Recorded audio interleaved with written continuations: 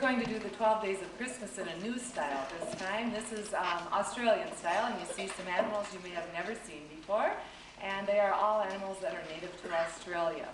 So we're going to try it and see if we can get everybody in the 12 Days of Christmas Aussie style.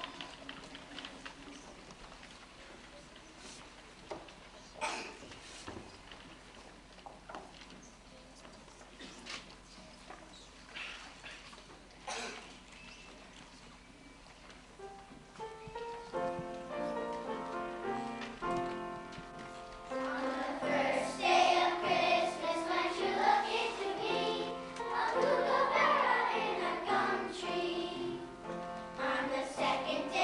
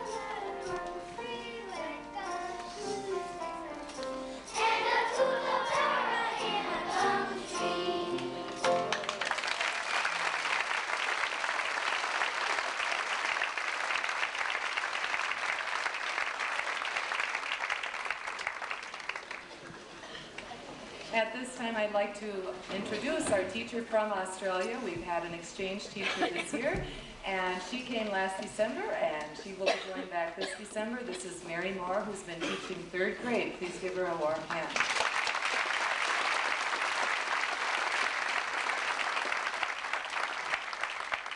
Thank you. I guess it's the last time for the year 2000 that you'll have somebody say g'day and really do it authentically. I can't believe how quickly time has gone, and in fact there are only 2 weeks before I leave Chatfield and Minnesota. This time 2.5 years ago, I read in our education newspaper Exchange 2000 for the International Teaching Fellowship, which is a program run by Australia for the last 25 years. It sends teachers all around the world for professional development, to get new ideas, to do a research project, to pay tax, and to enjoy a community that is a different culture from their own. And I thought about that, and I thought of applying previously, and it was a lot of paperwork, but it just sounded right. Teacher Exchange 2000, it had my name on it, so I thought, I'll go for it. And I went to my principal and said, would I be able to do this? And he said, great, the advantages to our community will be enormous. And so I applied. I was very pleased in 1999, in March, to hear that I had a match in Chatfield, Minnesota. So it was with great excitement that I opened the map and looked at where Minnesota might be. And then I sort of freaked out because there was snow. Because when we applied, you just had to tick a box whether you wanted to go to Canada, England, Ireland, Scotland, New Zealand, USA, and I ticked the USA, and I was waiting for the next box to come that would say, which state do you want to go to? I was going to go somewhere warm. So I heard that I had a match in Chosen Valley Elementary, and I thought, what a lovely name, and that I would be living in Fountain. I thought, what a lovely name. And it has turned out to be a lovely place, small as it is, and not quite what I'm used to, but the people there are very friendly. And it was thanks to the school board of the Chatfield School District that also enabled Joni Clement here to apply and be approved, because without the 2 school communities both agreeing and both putting in a lot of paperwork and taking an enormous risk, we've both come from either sides of the hemispheres, and our schools had no idea what they were going to get. And look at you, you got me. So I better not speak too long, actually. So I would really like to thank the school board for taking that risk. They got an Aussie, and my school got an American. Both of us are ambassadors for not only our school system, but for our community and our country. And I do hope that I have done Australia justice. I would like to present this to the Chatfield school community. It's a boomerang. The boomerang comes from Australia, from the boomerang industry, which is close by to me in New South Wales. It says on an International Teaching Fellowship, Chosen Valley Elementary to from New Mercer Primary School, Australia 2000. So I hope that hangs in a place for many years to come, so that when I next visit, that I will, see it and fondly recall my memories here. I chose a boomerang because a boomerang is an important symbol in Australian culture. A boomerang is something that returns. A boomerang, if you throw it, should come back. And so I hope that one day I'll be back, and I also hope that many of you get the opportunity to visit Australia. So I really enjoy writing poetry, so I thought a good way to say thank you to the school community would be to write a poem. It's called My Year in Minnesota. Can you believe that 12 months have passed since last December? 12 months of people, places and events to remember. From Groundhog Day to Halloween to Gettysburg and Civil Wars, all since I first set foot on this Yankee land of yours. I came here from a summer in the land down under, to a white countryside that filled me with wonder. The things I'd only seen in movies or read about in books were about to come alive for me, no matter what it took. On the right-hand side of the road, I had to learn to drive. I had to learn 4 four-way stops and other rules if I were to survive. I know now how to drive on those tracks made by snowplows. To all of you who helped me get through winter, stand up and take your bows. I've learned so much about the good old US of A, travelling through summer, through night and through day, to Washington DC with the U rates from CVES, which was action-packed with no time for rest. Learning about history from state to state, then into DC where we arrived quite late. Monuments, the capital and museums waiting to be explored. This trip had not one spare moment to think of being bored. My trip with Hawkeye Stages was next in order. North Dakota, Montana, Seattle and into Canada over the border.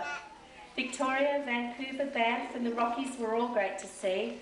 The Calgary Stampede was another highlight for me. Across the cornfields was next with the Bolton families. Camping through Colorado was a trip full of great memories. Whitewater rafting and climbing Pikes Peak, the views from Royal Gorge and Leadville were such a real treat. I-90 was the route for my next big adventure, along with thousands of bikers no one thought to mention. Badlands, Black Hills, Yellowstone and Beartooth too. We shared the roads with every biker and crew. It was grand to have such a full summer break, but it was good to be back in the land of 10,000 lakes, where Minnesota nice is the thing of the day, and Chatfield people stop to say g'day. I've enjoyed it all. Minnesota has become my second home. I know that when I next decide to roam, Chatfield will be a place that's on my list. To visit my friends I'll know I'll have missed. I hope you've all learned about my great country, Australia, what words not to use, and other paraphernalia. Thank you for hosting this Aussie girl, whose year has passed in one big whirl. So now my adventure has come to an end. I know I have made several lifelong friends. I thank you and know I will miss you all. But no worries, stay in touch and give me a call. Thank you.